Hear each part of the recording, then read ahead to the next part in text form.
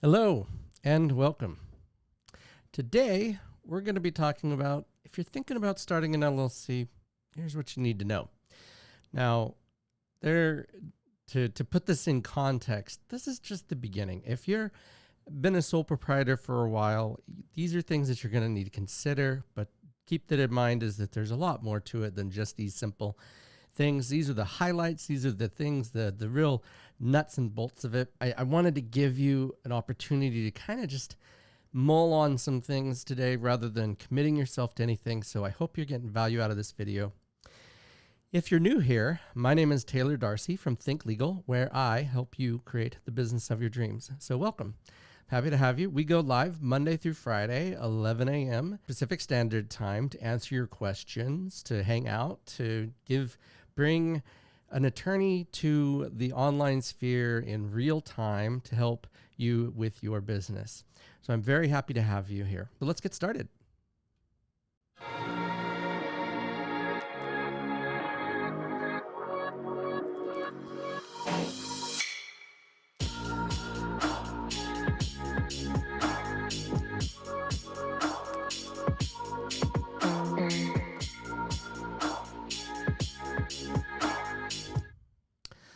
All right, so number one, a limited liability company is a entity that's authorized by the state. So the reason why this is important is because that means you have to comply with all of the laws of the state. It is not a gimme that you get an LLC or that you keep the LLC. You have to file tax returns. You have to comply with the requirements of the state. So don't think that once you get one that it's just simple, nothing left to do. There's no maintenance after that. You have to keep that in mind. It's authorized by the state. It is formed by the state. We're not going to talk about how to get formed. We've talked about that in other videos, and we'll put links to those below.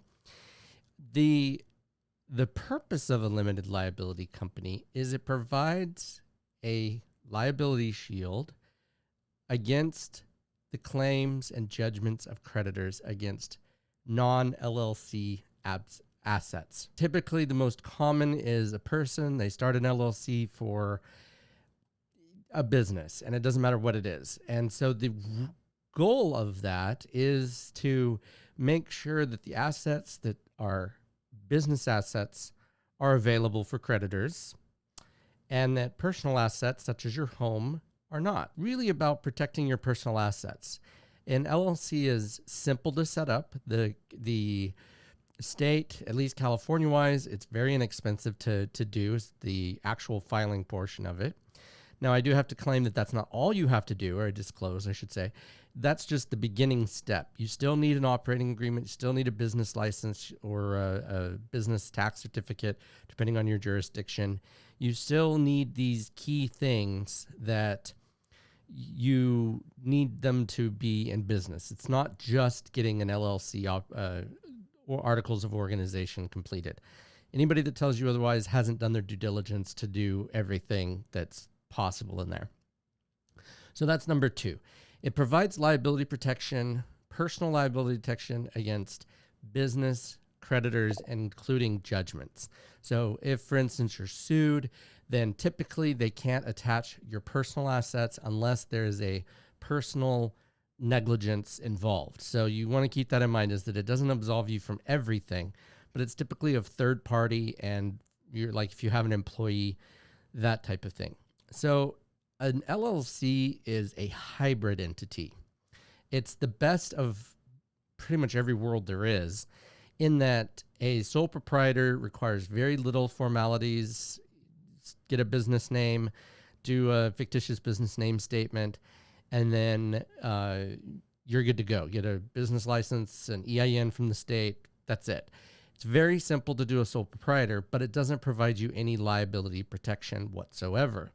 You have unlimited liability at that point. An LLC, on the other hand, gives you a hybrid. So it's easy. It's a little bit harder than a sole proprietor, but it's a whole lot less difficult than a corporation. So when you're thinking about doing this, keep in mind that the LLC is easier than a corporation to maintain, and it's easier to work with overall for that purpose. So when people are asking me about, well, should I do a corporation or should I do an LLC? It depends on your goals because they're not exactly the same, but a LLC is a hybrid. Okay. And that also applies to partnerships. So if you go into business with someone else, it's typically considered a partnership unless otherwise stated in writing. It could be what's called an imputed partnership, which means that it looks like a partnership, so they treat it like a partnership.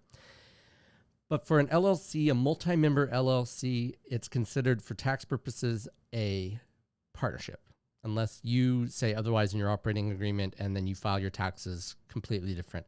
That is a CPA question. Keep that in mind. So you're going to want to make sure that you're talking to your CPA and not relying on this, because your CPA may have an opinion about who gets what and how to structure it better than I do.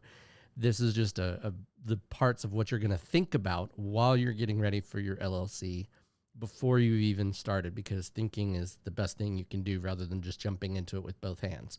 What an LLC provides is what's called pass-through taxation, which means it's simple, it's easy. You take the profits of the business and that gets put on your personal tax returns. And then, as I was saying earlier with partnership, it's typically 50-50 unless you dictate otherwise, and it's outlined on your taxes. That's a tax question again, but you get the idea. It's a pass-through taxation. Now, we're not going to go into the S-Corp thing because that kind of muddies the water a little bit, but that is a possibility for an LLC, is to have an S-Corp tax designation or a small business corporation as a tax designation on an LLC. Do not confuse that with a corporation entity. That's a completely different story, and that's why we're not going to touch that, but it is possible. That does exist. The next thing you need to know, and this is very California specific, California has a minimum tax of $800 for all business entities. So keep that in mind when you're starting this. And some people are like, well, then I'll just stick with the sole proprietor. The problem with that is that the value that you get out of spending even that $800, although that I'm not saying that's no small amount, the value by having a liability shield and avoiding personal liability in certain instances is well worth the $800 that you would spend. And my last reason will touch on that as well, but it's a rather small expense for the benefit that you get. That being said, it is an expense. So keep that in mind when you're dealing with your business and taxes. Now, that's a minimum tax, not a maximum tax. So it starts at $800 and goes up from there. There is a point where it is going to be more expensive to run the business, but they're usually on par, roughly. California, being California, is roughly on par with after that $800. There is a 0 point where it's the same. Now, again, this is a tax question, but you just have to know about that minimum tax so that you're prepared for it in your first year of your LLC. Last but certainly not least, and this is just one thought or idea regarding a business, is it helps you establish credibility. And that's something that you desperately want and need when you're starting out. The last thing you want to do is people like to do business with entities that are long-standing, have a good name, have a good reputation, have a good brand, and that can begin by doing a LLC. It helps establish you as a business better than just a strictly sole proprietor. You do have to in your LLC documents, you have to notify the public by putting LLC after your name, or L.L.C. In order to notify them to let them know that they're dealing with an LLC. But the principle being that people are more comfortable with dealing with entities that are known, that are established, and an LLC can do that. Now, are they going to absolutely do business with you because you are an LLC? No, that's not true. That's not accurate. And I'm not going to say that it is, but it's an influencing factor. It's a thought that goes with doing an LLC that makes it towards that $800 that you have to pay in minimum tax. If it gets you one extra client because you've built that trust with them through the LLC process, then it makes a ton of sense because it's only $800. And depending on the cost of your client or the value of your client or customer, that could be worth it. And even more so if it's double, triple, whatever. So keep that in mind, is that establishing your business isn't just about establishing a business and a liability shield.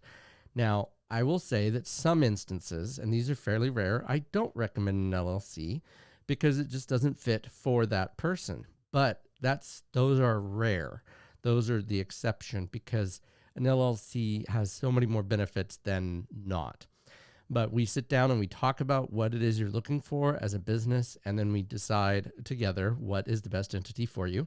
And I take care of the details so that you don't have to, something that I enjoy doing. If you've gotten value out of this video, don't forget to hit subscribe and like and hit that bell icon to be notified of when we go live. And don't forget, we do go live Monday through Friday at 11 a.m. Pacific time. And we'll talk to you later. Have a good one.